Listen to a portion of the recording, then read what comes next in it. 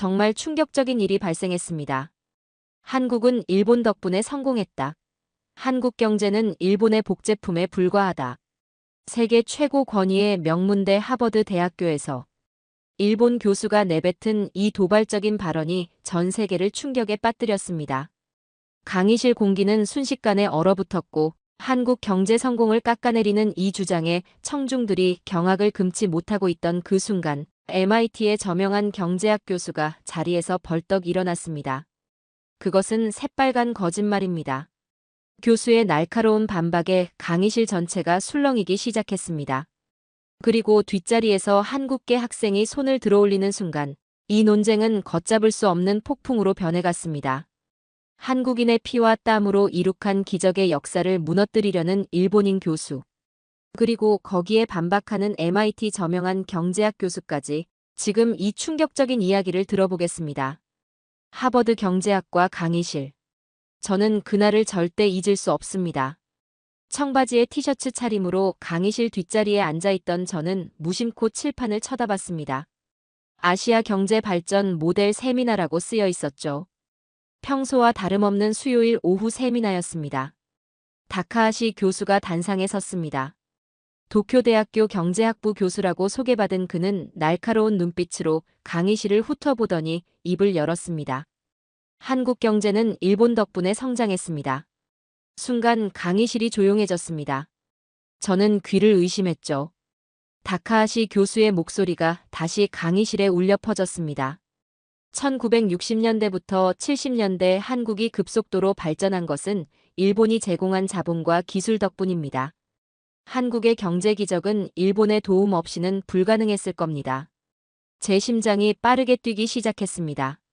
한국계 미국인인 저는 할아버지로부터 일제강점기 이야기를 많이 들었기 때문에 다카하시 교수의 주장이 옳지 않다는 것을 직감적으로 알았죠.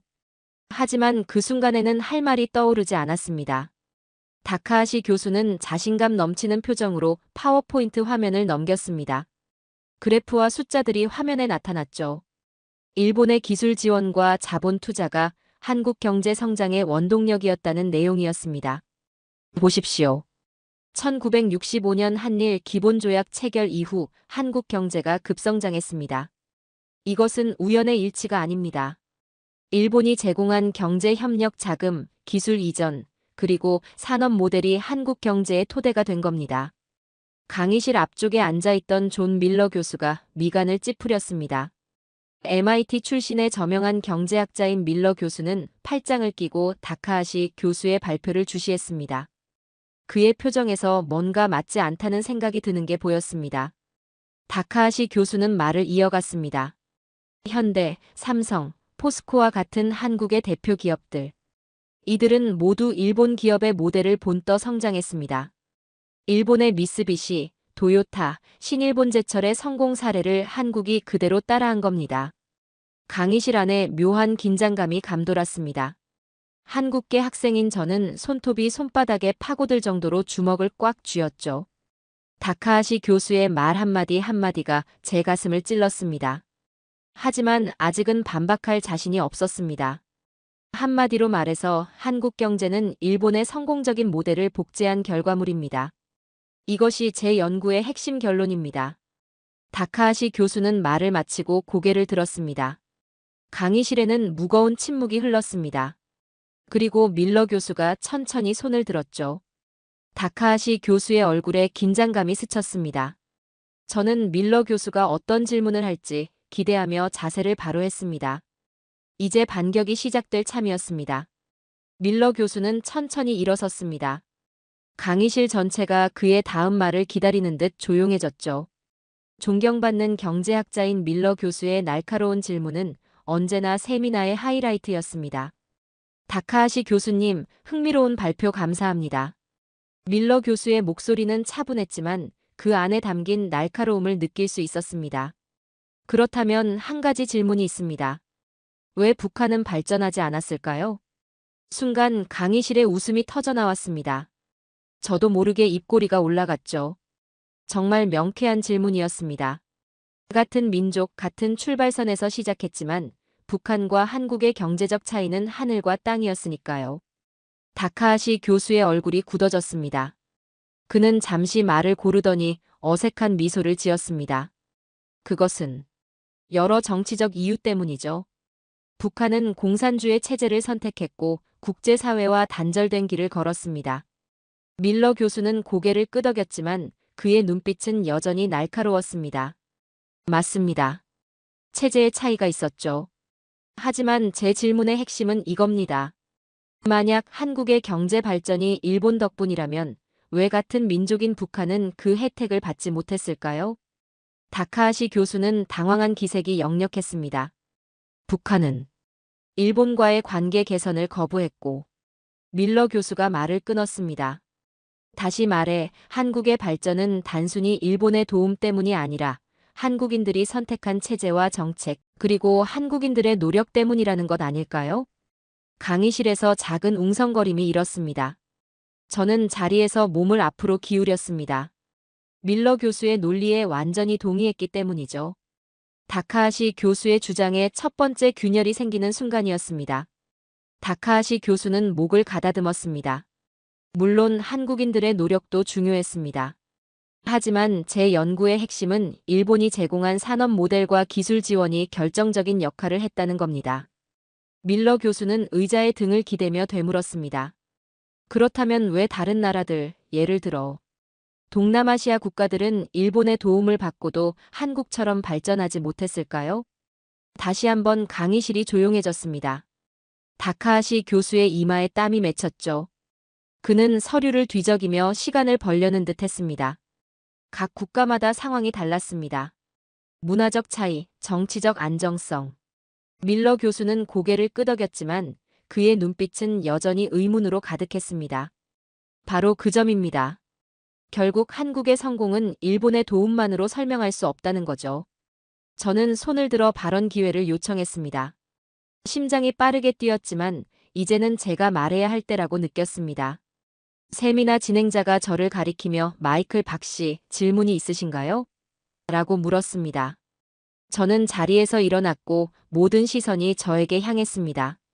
특히 다카하시 교수의 날카로운 눈빛이 느껴졌습니다. 저는 깊은 숨을 들이마시고 말하기 시작했습니다. 제 이름은 마이클 박입니다. 먼저 다카하시 교수님의 발표에 감사드립니다. 하지만 몇 가지 중요한 사실들이 빠져 있어 말씀드리고 싶습니다. 강의실이 조용해졌습니다. 모든 시선이 저에게 꽂혔죠.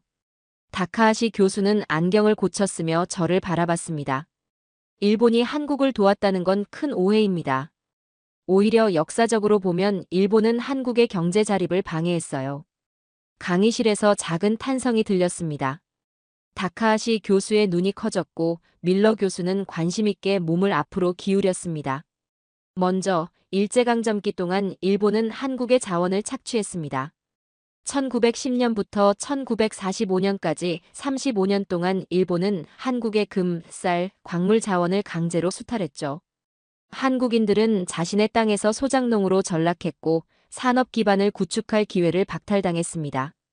다카하시 교수가 입을 열려 했지만 저는 계속 말을 이어갔습니다. 둘째, 해방 이후에도 일본은 한국의 첨단 기술 이전을 의도적으로 제한했습니다. 1965년 한일 협정 당시 일본이 제공한 것은 대부분 구식 기술이었고 실질적인 기술 이전보다는 차관 형태의 빚이었습니다. 이 돈의 상당 부분이 인프라 건설에 사용되었고 그 공사를 일본 기업들이 맡았죠. 결국 돈은 다시 일본으로 흘러갔습니다. 강의실이 점점 뜨거워졌습니다. 다른 학생들도 관심을 보이며 고개를 끄덕였습니다. 셋째, 1980년대 한국이 반도체 산업을 발전시키려 할 때 일본은 핵심 부품과 소재 수출을 제한했습니다.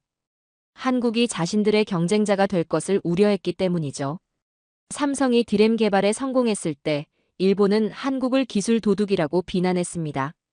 하지만 실상은 한국 엔지니어들이 밤낮 없이 연구한 결과였죠.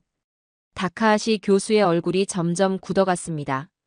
그는 펜을 손가락으로 돌리며 불안한 기색을 감추지 못했습니다.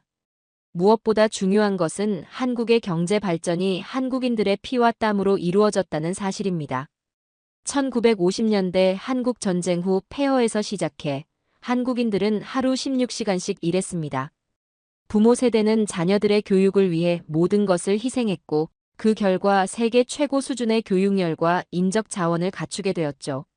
밀러 교수가 고개를 끄덕이며 제 말에 공감을 표시했습니다.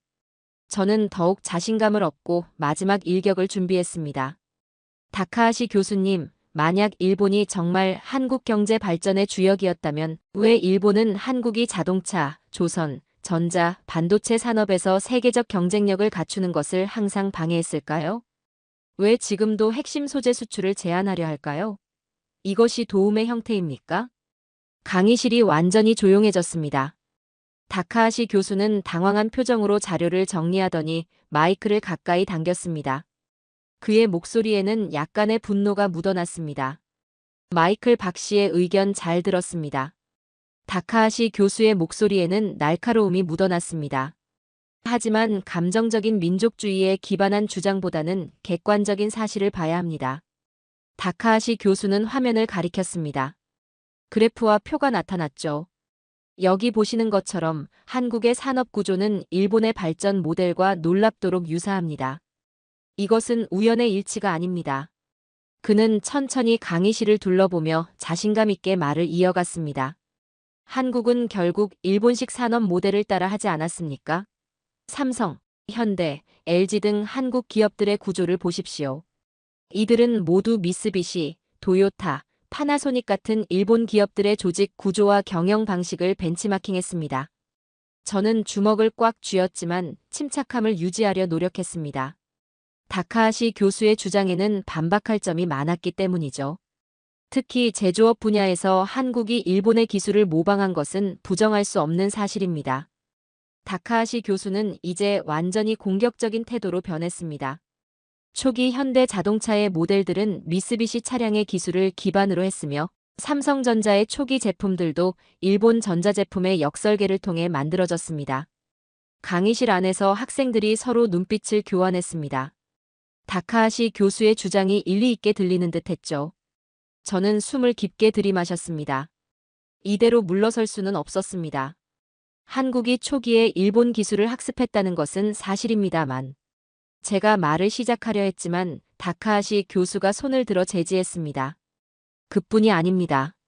다카하시 교수의 목소리가 더 커졌습니다. 한국의 철강 산업을 보십시오. 포스코는 신일본제철의 기술 자문을 받아 설립되었습니다. 한국의 조선업도 마찬가지입니다.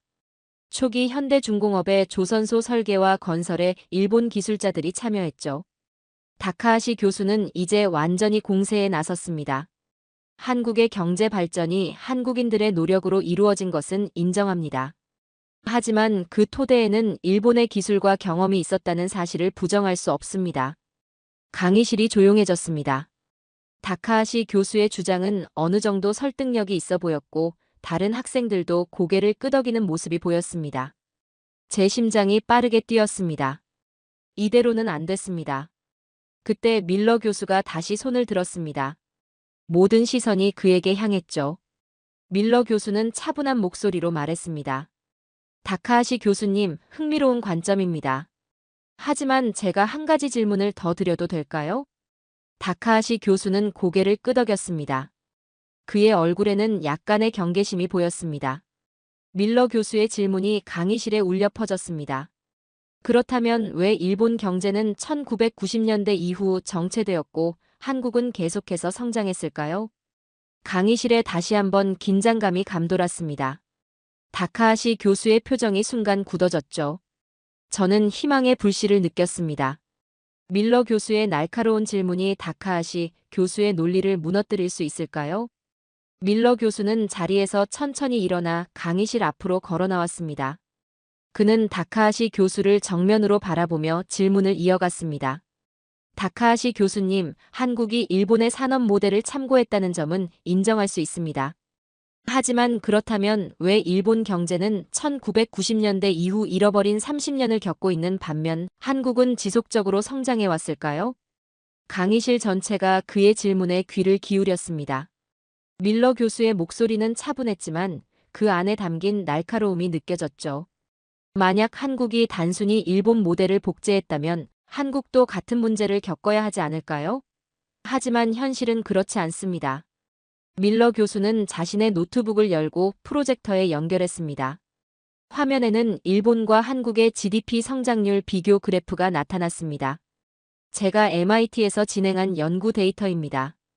1990년대 이후 일본의 경제 성장률은 평균 1% 미만이었던 반면 한국은 평균 45%의 성장률을 유지했습니다. 이것이 단순한 모방의 결과일까요? 다카하시 교수는 불편한 표정으로 자리에서 몸을 뒤척였습니다. 그의 이마에 땀방울이 맺혔죠. 밀러 교수는 계속해서 말을 이어갔습니다. 한국은 일본식 산업 구조를 참고했을지 모르지만 그것을 그대로 따라하지 않았습니다. 한국은 자신만의 독창적인 경제 발전 모델을 구축했습니다. 밀러 교수는 화면을 넘겼습니다. 이번에는 한국의 경제 개발 5개년 계획 자료가 나왔습니다. 박정희 정부 시절 한국은 철저히 계획된 경제 발전 전략을 실행했습니다. 중화학 공업 육성, 수출 주도형 성장 전략, 그리고 재벌 중심의 경제 구조는 일본과 비슷해 보일 수 있습니다. 하지만 결정적인 차이가 있었죠. 밀러 교수는 핵심을 짚었습니다. 한국은 일본보다 더 과감하게 글로벌 시장에 도전했고 더 빠르게 첨단 산업으로 전환했습니다. 일본이 기존 산업에 안주할 때 한국은 끊임없이 새로운 분야에 투자했습니다. 다카하시 교수는 목을 가다듬었습니다. 그의 자신감이 흔들리는 게 눈에 보였습니다. 밀러 교수의 데이터와 논리는 강력했기 때문이죠. 특히 주목할 점은 한국의 교육 시스템입니다. 밀러 교수는 계속해서 말했습니다. 한국은 GDP의 상당 부분을 교육에 투자했고 그 결과 세계 최고 수준의 인적 자원을 확보했습니다. OECD 국가 중 대학 진학률 1위, 과학기술 인력 비율 세계 최고 수준. 이것이 단순히 일본을 모방한 결과일까요? 강의실의 분위기가 완전히 바뀌었습니다. 학생들은 밀러 교수의 설명에 고개를 끄덕이며 동의했고 다카하시 교수는 점점 더 위축되어 보였습니다. 밀러 교수는 화면을 다시 한번 넘겼습니다. 이번에는 한국과 일본의 R&D 투자 비율이 나왔습니다. 보시다시피 한국의 GDP 대비 R&D 투자 비율은 세계 최고 수준입니다. 현재 4.8%로 일본의 3.2%보다 훨씬 높습니다. 한국은 미래를 위해 투자하는 나라입니다. 이것이 단순히 모방자의 태도일까요? 밀러 교수의 질문은 강력했습니다. 다카하시 교수는 답변을 준비하는 듯 했지만 그의 표정에서 자신감이 사라진 것이 보였습니다. 저는 자리에서 손을 들었습니다. 밀러 교수의 분석에 힘을 실어주고 싶었기 때문입니다. 밀러 교수가 저를 가리키며 마이클, 하실 말씀이 있으신가요? 라고 물었습니다. 제가 다시 한번 발언 기회를 얻었습니다. 이번에는 더욱 자신감 있게 말할 수 있었습니다. 네, 밀러 교수님 말씀에 덧붙여 한국 반도체 산업의 사례를 들고 싶습니다. 저는 자신감 있게 말을 이어갔습니다. 모든 시선이 저에게 향했고 특히 다카하시 교수의 얼굴은 점점 더 굳어져 갔습니다. 1980년대 초 일본은 반도체 시장을 장악하고 있었습니다. 당시 삼성이 디램 시장에 뛰어들었을 때 많은 전문가들은 실패할 것이라고 예측했죠. 일본 기업들은 한국 기업들을 경쟁자로 여기지도 않았습니다. 저는 잠시 숨을 고르고 계속했습니다. 하지만 삼성은 과감한 투자를 단행했습니다.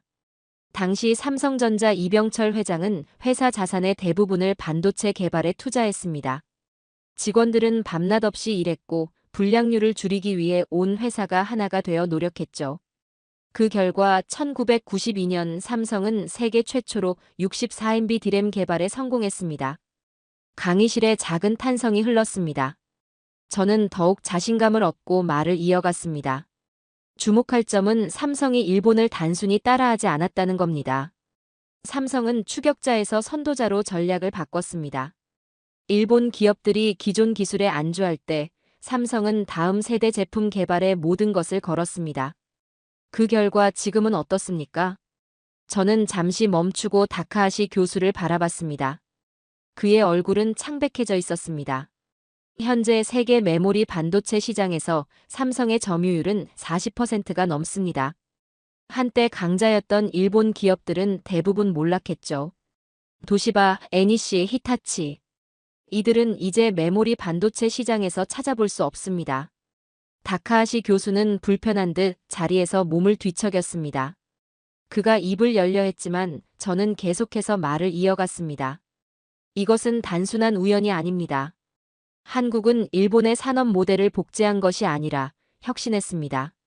한국은 더 과감하게, 더 빠르게, 더 효율적으로 움직였습니다. 한국 기업들은 일본 기업들보다 더 민첩하게 세계 시장 변화에 대응했죠. 밀러 교수가 고개를 끄덕이며 제 말에 동의했습니다. 강의실의 분위기는 완전히 바뀌어 있었습니다. 학생들은 제 설명에 집중하고 있었고, 처음에 다카하시 교수의 주장에 동조하던 사람들마저 이제는 의문을 품는 눈치였습니다. 또한 스마트폰 시장을 보십시오. 일본의 소니, 파나소닉, 샤프 같은 기업들이 스마트폰 경쟁에서 완전히 뒤처진 반면 삼성과 LG는 글로벌 시장에서 성공했습니다. 왜 그럴까요? 저는 질문을 던진 후 잠시 멈추었습니다. 강의실 전체가 제 다음 말을 기다리는 듯 했습니다. 그것은 한국 기업들이 변화에 더 빠르게 적응했기 때문입니다. 일본 기업들이 자신들의 전통적인 방식에 집착할 때 한국 기업들은 과감하게 변화를 받아들였습니다. 이것이 바로 한국과 일본의 차이입니다. 저는 다카하시 교수를 향해 마지막 질문을 던졌습니다. 다카하시 교수님, 오늘날 반도체 산업에서 1위는 한국이고 일본이 아니라는 사실을 부정하실 수 있습니까? 만약 한국이 단순히 일본을 모방했다면 어떻게 스승을 뛰어넘을 수 있었을까요? 강의실에 완전한 침묵이 흘렀습니다. 다카하시 교수의 얼굴은 창백했고 그는 펜을 손가락으로 계속해서 돌리며 불안한 기색을 감추지 못했습니다. 그의 논리가 완전히 무너진 순간이었습니다. 밀러 교수가 미소를 지으며 말했습니다. 아주 좋은 질문입니다, 마이클. 다카하시 교수님 답변해 주시겠습니까? 모든 시선이 다카하시 교수에게 향했습니다. 그는 천천히 자리에서 일어났지만 그의 눈빛에서는 더 이상 자신감이 보이지 않았습니다. 논쟁의 승패가 이미 결정된 듯 했습니다. 다카하시 교수는 깊은 한숨을 내쉬었습니다. 그의 어깨가 처진 것이 보였습니다. 강의실은 조용했고 모든 사람들이 그의 다음 말을 기다리고 있었습니다. 사실, 마이클 씨와 밀러 교수님의 지적은 상당히 날카롭습니다. 다카하시 교수의 목소리에는 더 이상 공격적인 톤이 없었습니다. 한국 반도체 산업의 성공은 부정할 수 없는 사실이죠. 그는 잠시 말을 멈추고 물을 한 모금 마셨습니다.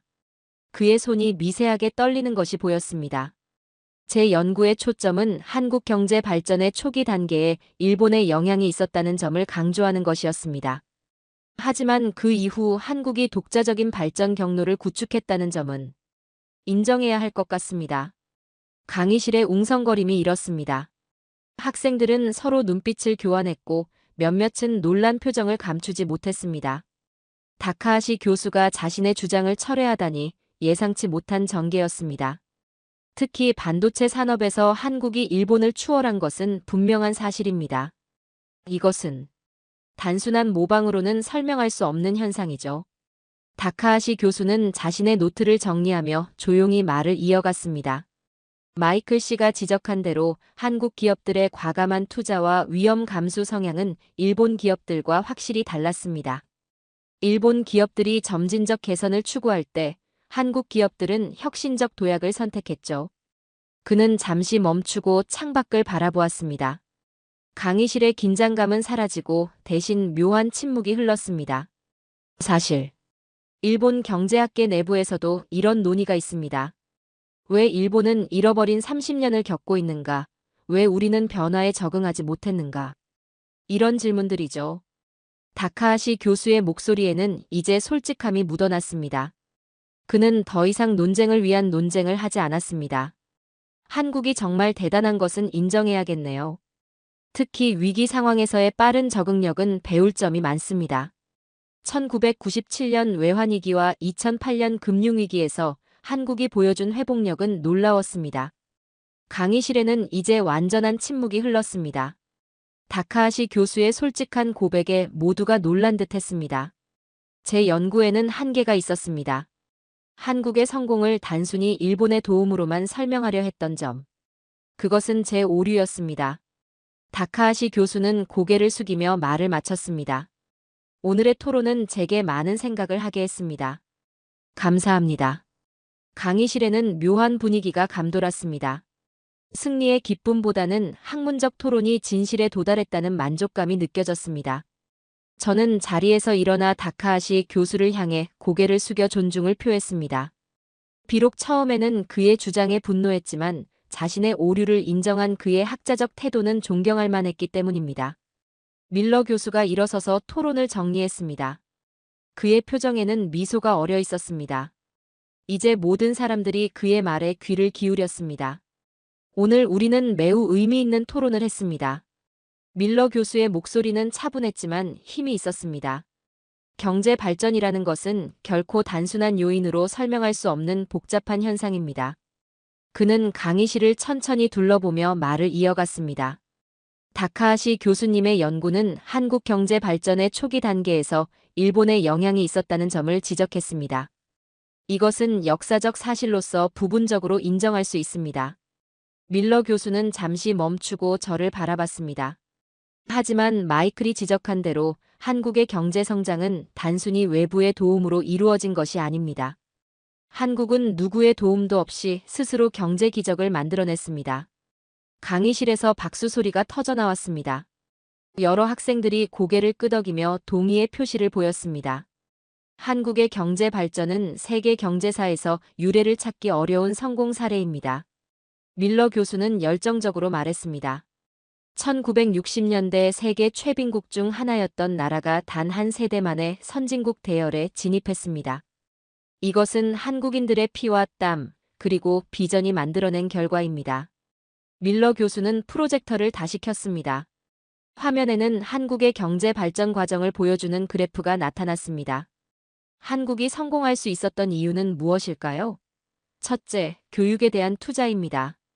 한국은 인적 자원 개발에 국가적 역량을 집중했습니다.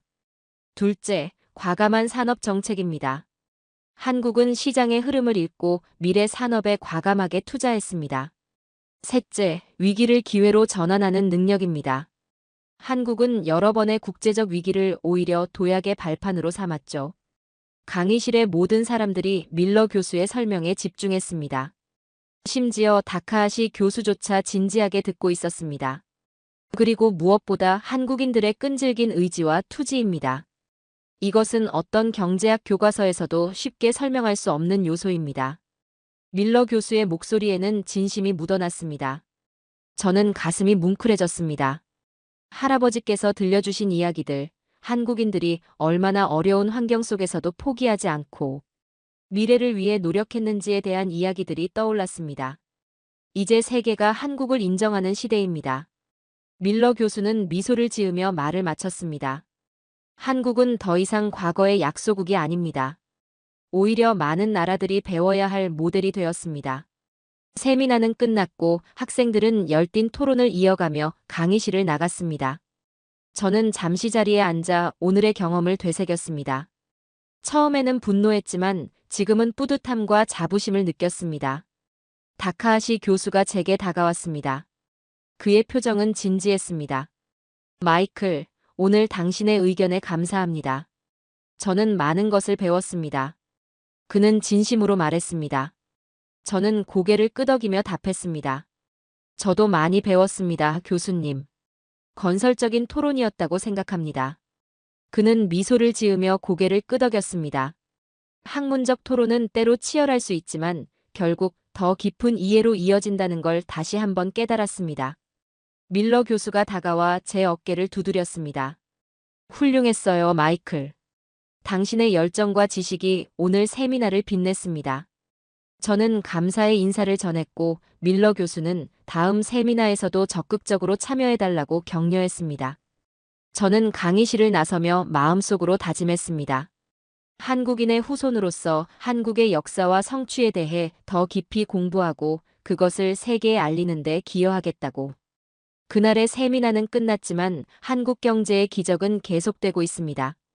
그리고 이제 세계는 그 사실을 인정하기 시작했습니다. 한국은 더 이상 일본의 그림자가 아닌 독자적인 성공 사례로 세계 경제사에 기록될 것입니다. 오늘 사연은 여기까지입니다. 구독과 좋아요는 영상 제작에 큰 힘이 됩니다. 긴 영상 시청해주셔서 감사합니다.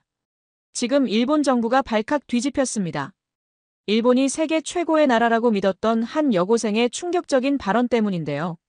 이로 인해 일본 정부도 어찌할 바를 모르는 상황이라고 합니다. 어쩌면 지금 일본에서 일어나고 있는 대지진보다 더 큰 위기가 올지도 모르겠습니다. 대체 이 여고생의 어떠한 충격적인 발언 때문에 일본의 위기가 온 것일까요? 그 충격적인 이야기를 지금부터 함께 들어보겠습니다. 그럼 바로 사연 시작하겠습니다. 저는 매일 아침 거울 앞에서 같은 말을 되뇌었습니다.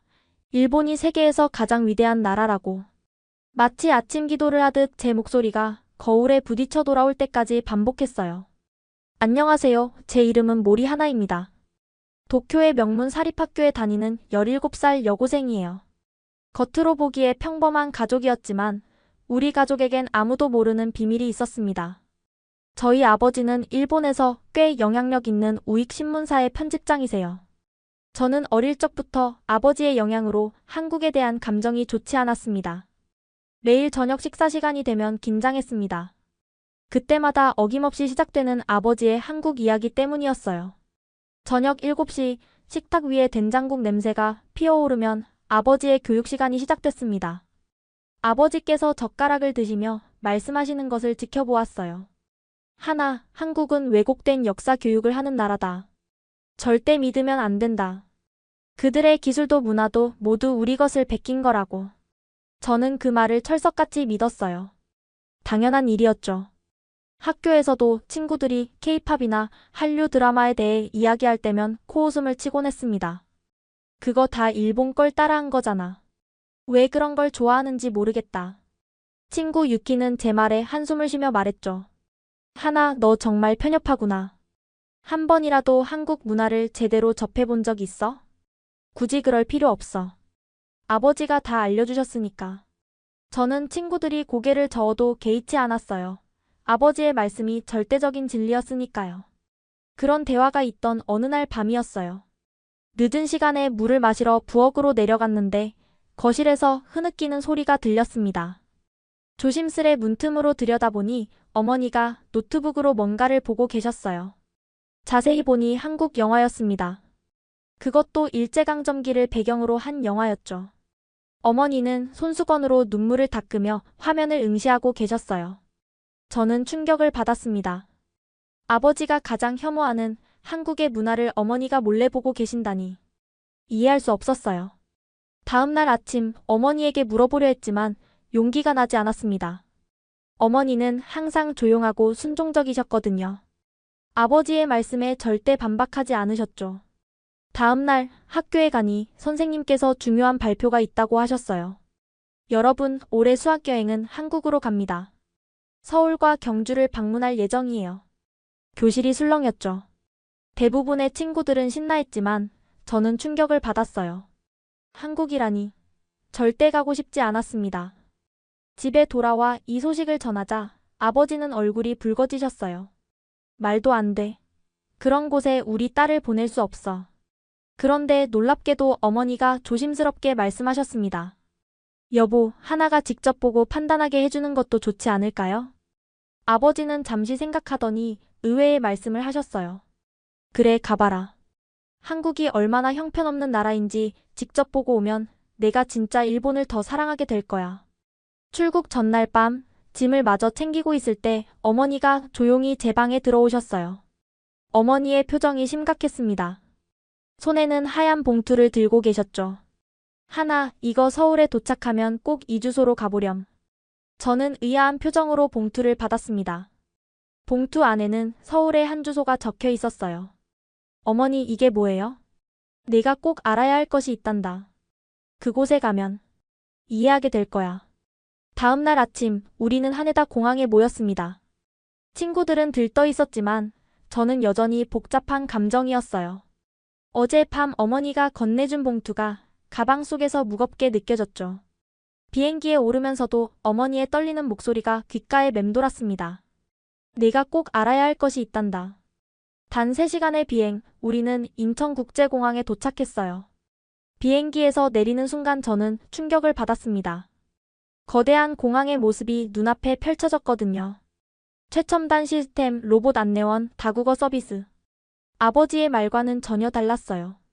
와, 너무 멋있어. 유키가 감탄했습니다. 저도 마음속으로 동감했지만 겉으로는 무덤덤한 척했어요. 그냥 공항일 뿐이야. 우리는 버스를 타고 서울 시내로 향했습니다. 창밖으로 보이는 서울의 모습은 상상했던 것과 너무나 달랐어요.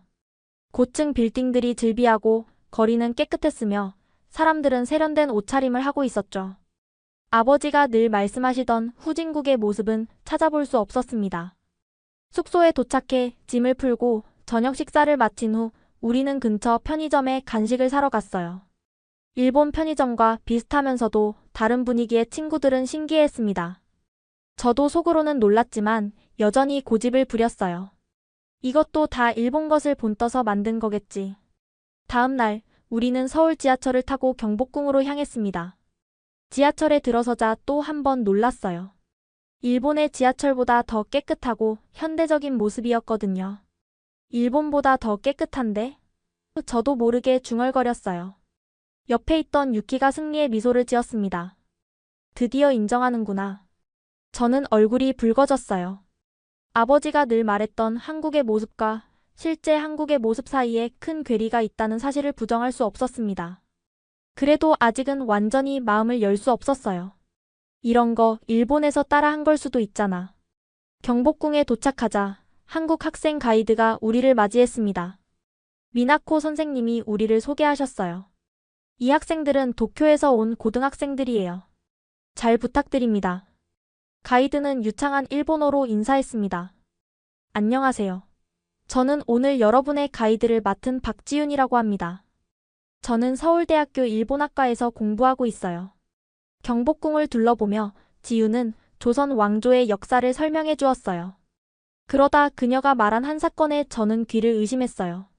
1895년 10월 8일 일본 공사 미우라 고로의 지휘 아래 일본군이 경복궁을 침입해 명성황후를 시해했습니다. 저는 놀라서 그녀를 바라봤습니다. 잠깐만, 일본에서는 이런 걸 배우지 않았는데? 교실이 순간 조용해졌어요. 모든 친구들의 시선이 저에게 쏠렸습니다. 지유는 놀라지 않고 차분하게 대답했어요. 각 나라마다 역사를 가르치는 방식이 다르죠. 하지만 사실은 사실입니다. 그때 지윤이 저에게 가까이 다가왔어요. 혹시 모리하나 씨인가요? 저는 놀라서 고개를 끄덕였습니다. 지윤은 작은 봉투를 꺼내 제게 건넸어요. 어제 이 편지가 도착했어요. 모리하나 씨에게 전해달라고. 저는 떨리는 손으로 봉투를 받았습니다. 열어보니 어머니의 필체였어요. 편지에는 간단한 메시지가 적혀 있었습니다. 하나야, 지윤이 너를 북촌의 그 주소로 안내해 줄 거야. 부탁 좀 할게. 내가 알아야 할 진실이 있단다. 저는 혼란스러웠습니다. 어머니가 어떻게 지윤을 알고 있는 걸까요? 어떻게 이 편지를 미리 보냈을까요? 그리고 진실이라는 게 도대체 무엇일까요? 지윤이 조용히 말했어요. 오늘 일정이 끝나면 그곳으로 안내해 드릴게요. 아주 중요한 일이라고 들었어요. 저는 고개를 끄덕였습니다. 가슴이 두근거렸어요. 뭔가 제 인생을 바꿀 만한 일이 일어날 것 같은 예감이 들었거든요. 경복궁 투어가 끝난 후 미나코 선생님께 개인적인 일이 있다고 말씀드렸습니다. 다행히 선생님은 4시까지만 돌아오라는 조건으로 허락해 주셨어요. 지윤과 저는 북초난 옥마을로 향했습니다. 좁은 골목길을 따라 걸으며 저는 점점 더 긴장되었어요.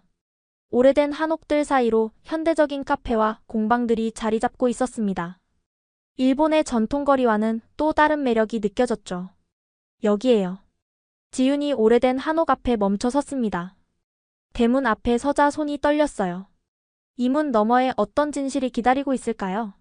어머니는 왜 저를 이곳에 보낸 걸까요? 숨을 깊게 들이쉬고 용기를 내어 문을 두드렸습니다. 잠시 후 흰 머리를 단정하게 빗어 넘긴 할머니가 문을 열었어요. 할머니는 저를 보자마자 눈시울이 붉어졌습니다. 드디어 왔구나.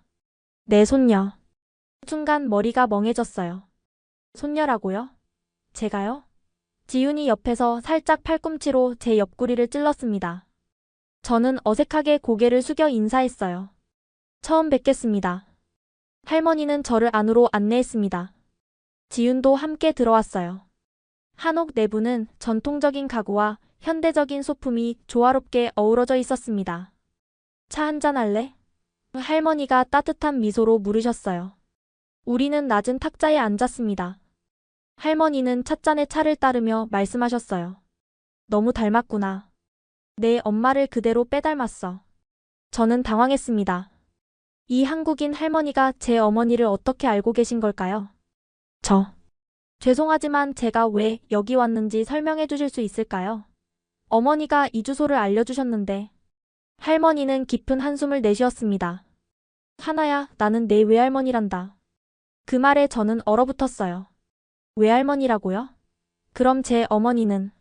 그럼 어머니는 한국인이에요? 할머니는 고개를 끄덕이셨습니다. 내 어머니 이름은 김미연이었어.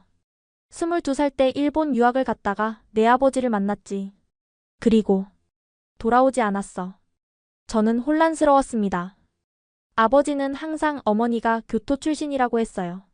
일본인이라고요. 그런데 지금 이 할머니는 제 어머니가 한국인이라고 말씀하고 계셨습니다. 증명할 수 있나요? 저도 모르게 따져 물었어요. 할머니는 상처받은 표정이었지만 이내 이해한다는 듯 고개를 끄덕이셨습니다. 그리고는 오래된 앨범을 꺼내오셨어요. 이걸 봐. 앨범을 펼치자 젊은 여성의 사진들이 나왔습니다. 한복을 입고 환하게 웃고 있는 여성, 대학 교복을 입은 여성, 친구들과 함께 찍은 사진. 분명 제 어머니였어요. 그중 한 장에는 미현이의 20살 생일 1998년이라고 적혀 있었습니다. 숨이 막혔어요. 이건 부정할 수 없는 증거였습니다. 저는 눈물이 차오르는 것을 느꼈어요. 왜 어머니는 한 번도 말씀하지 않으셨죠? 할머니는 쓸쓸한 미소를 지으셨습니다. 내 아버지가 허락하지 않았을 거야. 그 사람은 한국을 너무 싫어했으니까. 지윤이 조용히 자리에서 일어났어요. 저는 잠시 밖에 나가 있을게요. 지윤이 나가고 할머니는 계속 이야기하셨습니다. 미현이는 역사학을, 특히 한일 관계사를 공부했어. 그래서 일본으로 유학을 갔지. 그곳에서 내 아버지를 만났고 처음엔 서로의 차이를 인정하며 사랑했던 것 같아. 하지만 결혼 후에 내 아버지는 미현이의 모든 한국적인 것을 지우려고 했어. 이름도 바꾸고 가족과의 연락도 끊게 했지. 저는 숨이 막히는 듯 했어요. 어머니의 침묵, 가끔 보이던 슬픈 표정, 몰래 보던 한국 영화. 모든 것이 이해되기 시작했습니다. 그럼 어머니의 일본 이름은? 사토 유키코. 내 아버지가 지어준 이름이야. 저는 앨범을 넘기며 젊은 시절 어머니의 모습을 바라봤어요. 활기차고 당당한 모습이었습니다. 지금의 조용하고 순종적인 어머니와는 너무 달랐어요. 어머니가 왜 저를 여기로 보내셨을까요? 할머니는 손을 뻗어 제 뺨을 쓰다듬으셨습니다. 내가 진실을 알기를 바라셨을 거야. 그리고 아마도 내가 자유롭게 선택하기를 바라셨겠지. 할머니의 다정한 손길에 저는 눈물을 참을 수 없었어요. 지금까지 제가 한국과 한국인들에 대해 가졌던 모든 편견과 증오가 순간 부끄럽게 느껴졌습니다. 저는 항상 한국을 무시했어요. 아버지의 말을 따라서. 할머니는 다정하게 웃으셨습니다. 내 잘못이 아니야, 하나야. 넌 그렇게 배웠을 뿐이니까. 그때 지윤이 다시 들어왔어요. 미안해요. 그런데 시간이 다 되어가요. 숙소로 돌아가야 할 것 같아요. 저는 아쉬운 마음으로 일어났습니다. 할머니도 함께 일어나셨어요. 또 올 거지? 내일이라도? 저는 고개를 끄덕였어요. 하지만 마음 한편으로는 불안했습니다. 이 사실을 어떻게 받아들여야 할지, 앞으로 아버지를 어떻게 대해야 할지 혼란스러웠거든요. 할머니는 제게 작은 상자를 건네셨습니다. 이건 내 어머니의 물건들이야. 대학 시절에 쓰던 일기장도 있어. 혹시 읽어보고 싶다면. 저는 감사하다는 말을 하고 상자를 받았어요. 그리고 할머니와 포옹했습니다. 처음에는 어색했지만 이상하게도 편안한 느낌이 들었어요. 숙소로 돌아가는 길, 지윤과 저는 한동안 말없이 걸었습니다. 제 머릿속은 복잡한 생각으로 가득 찼어요. 결국 지윤이 침묵을 깼습니다. 많이 혼란스러울 거예요. 시간이 필요할 거고요. 저는 고개를 끄덕였습니다. 한국인들은 일본을 싫어하나요? 지윤은 잠시 생각하더니 대답했어요. 복잡해요. 우리 부모님 세대는 일본에 대한 감정이 있을 수 있어요. 하지만 우리 세대는 달라요. 우리는 일본 문화를 좋아하고 일본 친구들도 많이 사귀고 싶어 해요. 과거는 중요하지만 미래도 중요하니까요. 그녀의 말에 작은 위로를 느꼈습니다. 어쩌면 저도 변할 수 있을지도 모른다는 희망이 생겼어요. 숙소에 돌아오니 친구들이 저녁 식사를 하고 있었습니다.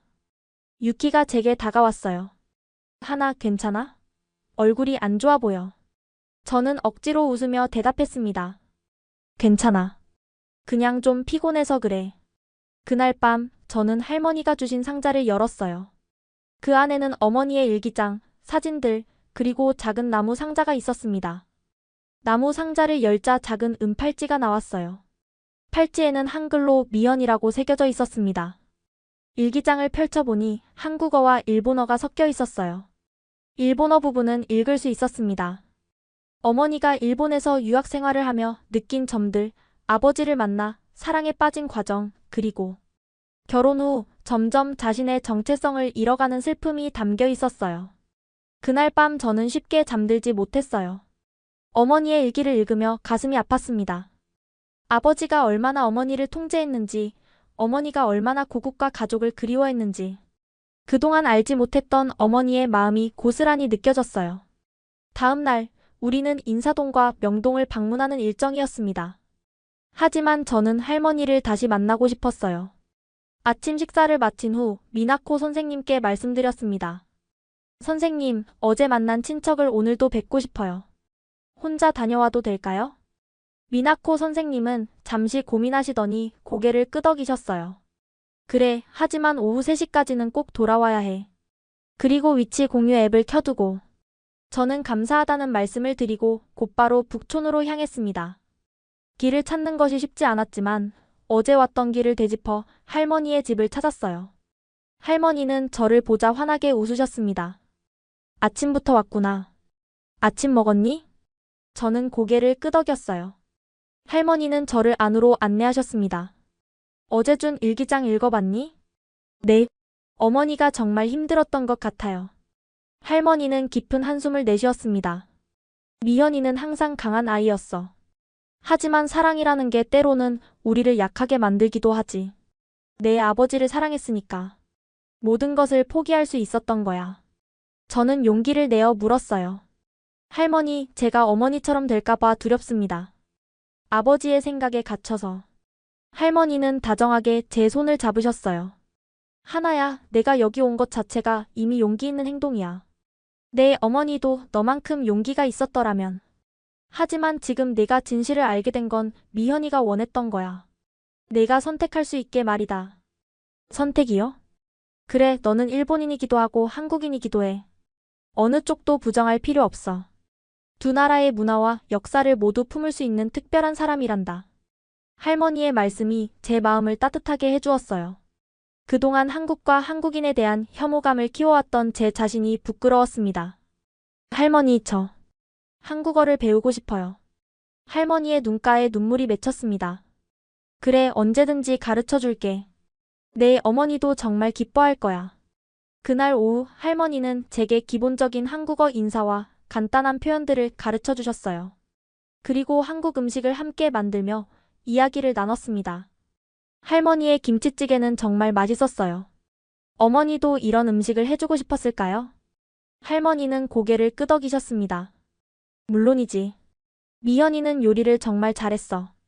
특히 김치찌개와 된장찌개는 우리 집에서 제일 맛있게 만들었지. 나는 할머니에게 물었어요. 어머니와 연락은 하세요?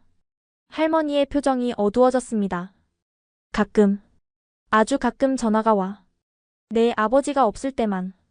그리고 몇 년에 한 번씩 편지가 오기도 해.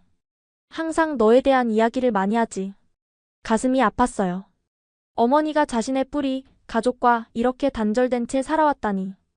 아버지에 대한 분노가 일었습니다. 아버지는 너무해요. 할머니는 고개를 저었어요. 미워하지 마라. 내 아버지도 자기 방식대로 가족을 사랑하는 거야. 다만, 그 방식이 옳지 않을 뿐이지. 시간이 너무 빨리 흘러갔습니다. 할머니와 헤어질 시간이 다가왔어요. 저는 내일도 올 수 있는지 물었습니다. 물론이지. 언제든 와도 돼. 이곳은 내 집이기도 하니까. 내 집이라는 말이 이상하게 편안하게 느껴졌어요. 할머니와 포옹을 나누고 숙소로 돌아가는 길, 서울의 거리를 새로운 눈으로 바라보게 되었습니다. 이제 이곳은 그저 한국이 아니라 제 뿌리의 일부였어요. 숙소에 도착하자 유키가 저를 기다리고 있었습니다. 하나, 어디 갔었어? 걱정했잖아. 미안해. 친척 집에 다녀왔어. 유키는 의아한 표정을 지었습니다. 친척? 너 한국에 친척이 있었어? 저는 잠시 망설였지만 더 이상 숨기고 싶지 않았어요. 사실 어머니가 한국인이셔. 어제 외할머니를 처음 만났어. 유키의 눈이 커졌습니다. 진짜? 그럼 넌 한국인이기도 한 거네? 근데 항상 한국을 싫어한다고 했잖아. 그건 몰랐기 때문이야. 아버지는 늘 어머니가 일본인이라고 말씀하셨거든. 그날 밤 저는 친구들에게 제 상황을 모두 털어놓았습니다. 모두들 놀라워했지만 따뜻하게 위로해 주었어요. 특히 유키는 제 손을 꼭 잡아주며 말했죠. 내가 누구든 우리 친구잖아. 한국인이든 일본인이든 상관없어. 다음 날 우리는 국립중앙박물관을 방문했습니다. 그곳에서 한국의 역사와 문화에 대해 더 많이 배웠어요. 이전과는 달리 저는 진심으로 관심을 갖고 전시물들을 바라봤습니다. 그리고 점점 더 한국과 일본의 공통점이 많다는 것을 깨달았어요. 오후에는 다시 할머니를 찾아갔습니다.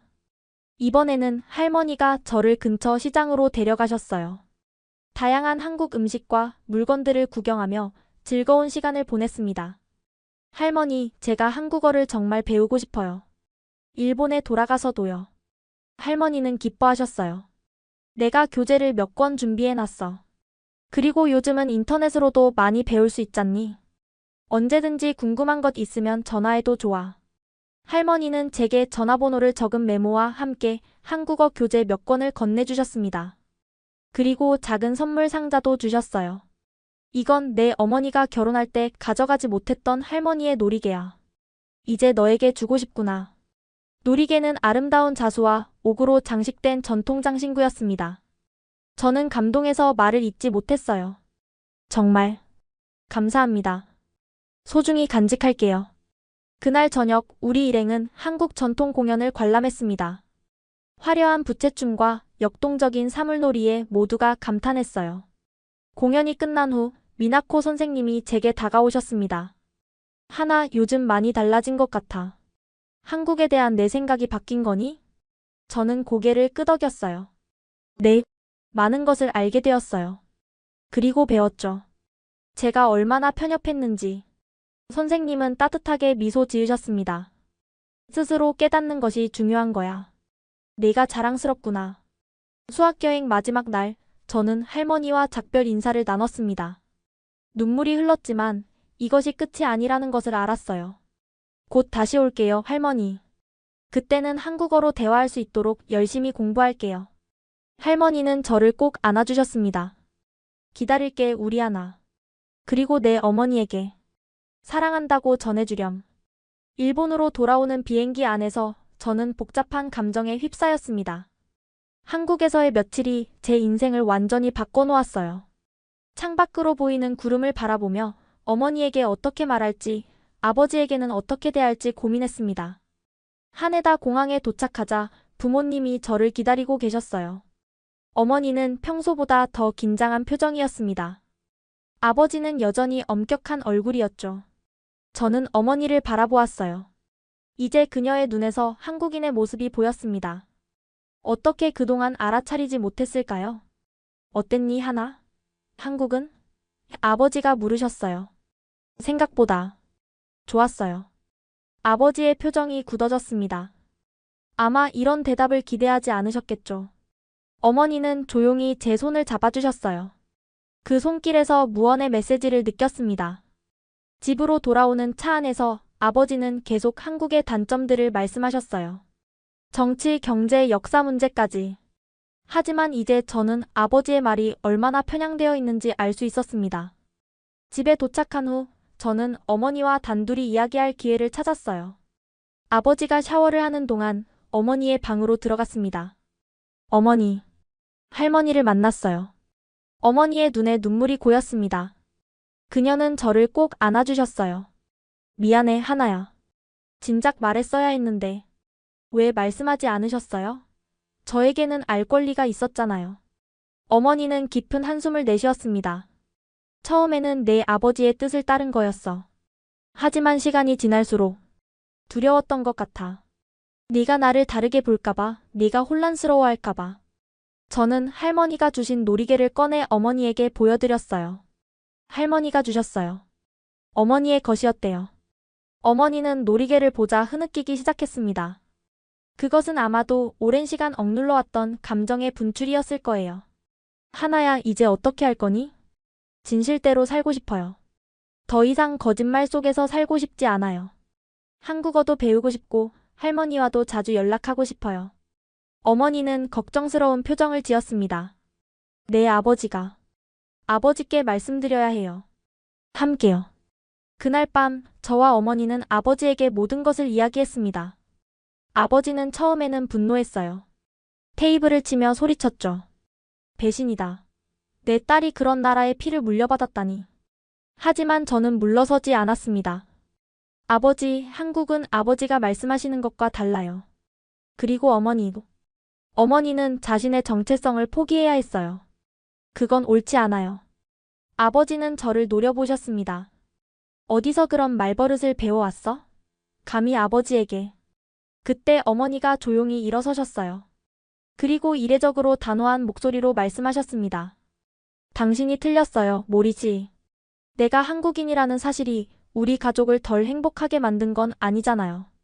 다만 당신의 편견이 우리를 불행하게 만들었을 뿐이죠. 아버지는 놀란 표정으로 어머니를 바라보았습니다.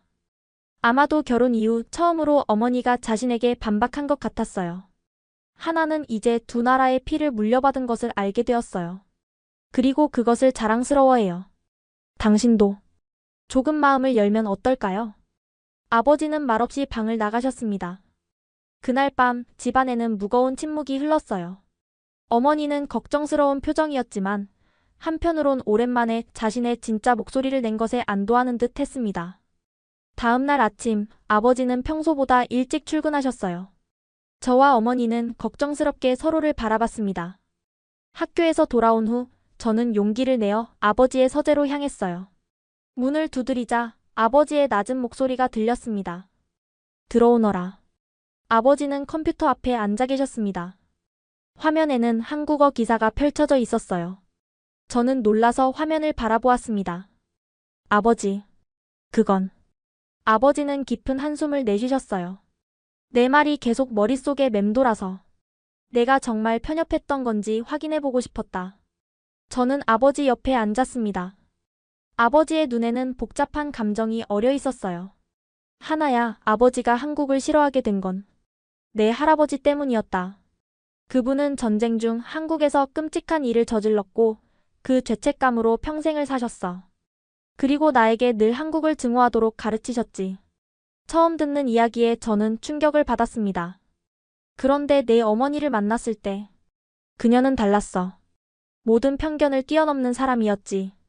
하지만 결혼 후에 내 안의 두려움이 다시 올라왔어. 내가 사랑하는 사람이 내가 증오하도록 배운 나라 출신이라는 사실이 나를 혼란스럽게 했던 거야. 아버지의 고백에 저는 말을 잇지 못했어요.